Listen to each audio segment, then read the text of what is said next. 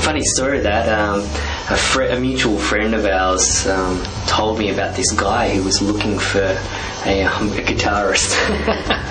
And so next thing I thought, I'm up for an adventure. So I gave Mahmood a call, and he says, hey Mike, come on over. And so next thing, I'm over at his place, just strumming away, and we just connected, just on a really cool level. So he's just so easy to get along with. So yeah, that's basically how we met, and our paths kind of crossed, and he said, you up for an adventure, we're going to play at the Opera House. I was like, sure, okay, let's do it. So that was an amazing gig, and just the lead up to it, like we had something like 10 days to rehearse and get it all together and put it all together for this gig.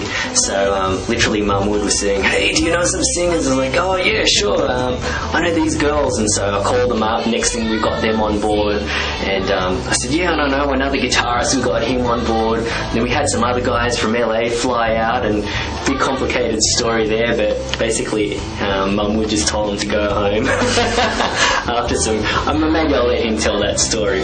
But so we had just had the whole gang together. We got together with Phil, Maharshi, Joe and his dad, and who else? Have I missed anyone else? I think I've got everyone. Oh yeah, and Alex on flute. And so we just put this whole crew together and just rehearsed like crazy. And then the gig came along, and then bang, it was just beautiful. Everything fell together. How would I define it? I would define it as world music meets something spiritual and something kind of folksy with an element of pop in there, like with these kind of nice gypsy guitars going through it. And I love how Mahmood can incorporate so many Eastern elements into it. So from Indian kind of vocals through to Indian tabla, yet combining that with all the Western sounds and sensibilities. And I find it really interesting that what Mahmood's doing is quite revolutionary, because out of all the music that comes out of India and Pakistan, it's all based around ancient ragas, and so you'll have people just improvising over these ancient ragas and not actually creating something new or different.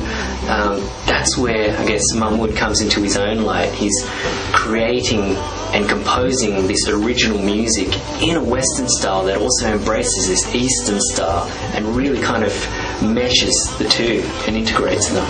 So it's quite incredible what he's doing, and I can see why. There's a bit of controversy behind some of his music back home, but now they're really starting to embrace it, and everyone loves it here in the West, and it's just taking on a life of its own back home as well. Mahmood is crazy. I think, to me, he's very driven. I love that about him, and he'll set a goal and he'll just go for it. He's like, hey, let's play the Opera House, and and everyone else is like, you're crazy, man, you want to play the Opera House? And it's like, boom, we did it, we played it. It was one of the best gigs we ever did. It was just felt like home, we were up there on stage, felt so relaxed, and it was beautiful, it was wonderful. And then, next Mahmood's going, hey, we're going to get on TV. And it's like, boom, yeah, cool, alright, we're on TV. We're going to get a #1 in the ARIA charts. Cool, boom, it's done, So it's interesting when Mahmood, I guess what I've learned now is when Mahmood says something and he wants to do it and puts his mind to it, it happens. And so I'm all for that adventure, and I love that. And if anything, he's taught me a lot, especially with my own development as an artist as well. And that's what I love about Mahmood too. He's got that freedom, to let us do our own thing as well. But we just come and meet up and do the MKF thing, and it's just wonderful. It's just great. I wish there were more artists like him. He's just, wonderful.